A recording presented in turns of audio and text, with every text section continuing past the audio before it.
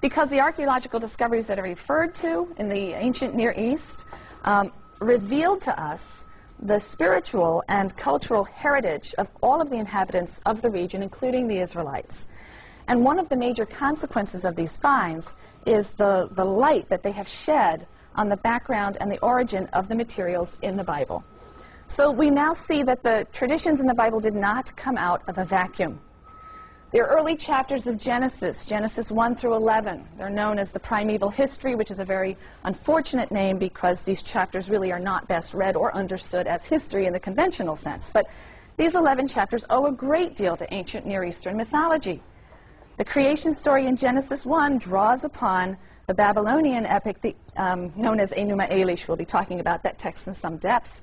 The story of the first human pair in the Garden of Eden, which is in Genesis 2 and 3, has clear affinities with the epic of Gilgamesh. That's a Babylonian and Assyrian epic in which a hero embarks on this exhausting search for immortality. The story of Noah and the flood, which occurs in Genesis 6 through 9, is simply an Israelite version of an older flood story that we have found copies of, a Mesopotamian story called the Epic of Atrahasis, a flood story that we also have incorporated in the Epic of Gilgamesh.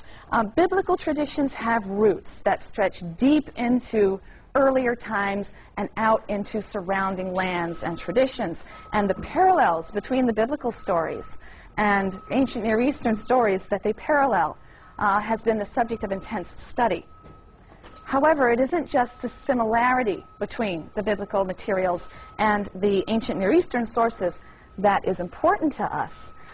In fact, in some ways, it's the dissimilarity that is remarkably important to us. The biblical transformation of a common Near Eastern heritage in light of its radically new conceptions of God and the world and humankind. We'll be dealing with this in some depth, but I'll give you one quick example. We have a Sumerian story from about the 3rd millennium BCE, right? Going back 3,000, 3rd millennium, 3,000 BCE. It's a story of Ziusudra, and it's very similar to the Genesis flood story of Noah. In both of these stories, the Sumerian and the Israelite story, you have a flood that is the result of a deliberate divine decision. One individual is chosen to be rescued. That individual is given very specific instructions on building a boat. He's given instructions about who to bring on board. The flood comes and exterminates all living things. The boat comes to rest on a mountaintop. The hero sends out birds to reconnoiter the land. When he comes out of the ark, he offers a sacrifice to the god. The same narrative elements are in these two stories. It's just wonderful when you read them side by side.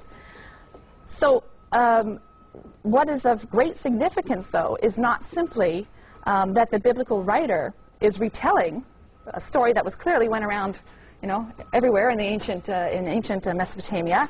They were transforming the story so that it became a vehicle for the expression of their own values and their own views. In the Mesopotamian stories, for example, the gods act capriciously. The gods act on a whim. In fact, in one of the stories, the gods say, "Oh, people, they're so noisy, I can't sleep. Let's wipe them all out." Right? That's the rationale. There's no moral scruple. They destroy these helpless but stoic humans who are chafing under their tyrannical and unjust and uncaring rule. In the biblical story, when the Israelites told the story, they modified it.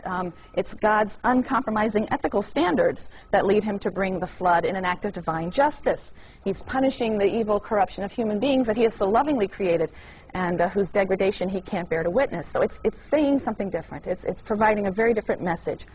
So when we compare the Bible with the literature of the ancient Near East, we'll see not only the incredible cultural and literary heritage that was obviously common to them, but we'll see the ideological gulf that separated them, and we'll see how biblical writers so beautifully and cleverly manipulated and used these stories, as I said, as a vehicle for the expression of a radically new idea. They drew upon these sources, but they blended and shaped them in a particular way. And that brings us to a critical problem facing anyone who seeks to reconstruct ancient Israelite religion or culture on the basis of the biblical materials. That problem is the conflicting perspective between the final editors of the text and some of the older sources that are incorporated into the Bible, some of the older sources that they were obviously drawing on. Those who were responsible for the final editing, the final forms of the texts, had a decidedly monotheistic perspective, ethical monotheistic perspective. And they attempted to impose that perspective on their older source materials. And for the most part, they were successful, but at times the result of their effort is a deeply conflicted, deeply ambiguous text. And again, that's going to be one of the most fun things for you as readers of this text, if you're alert to it, if you're ready to listen to the cacophony of voices that are within the text.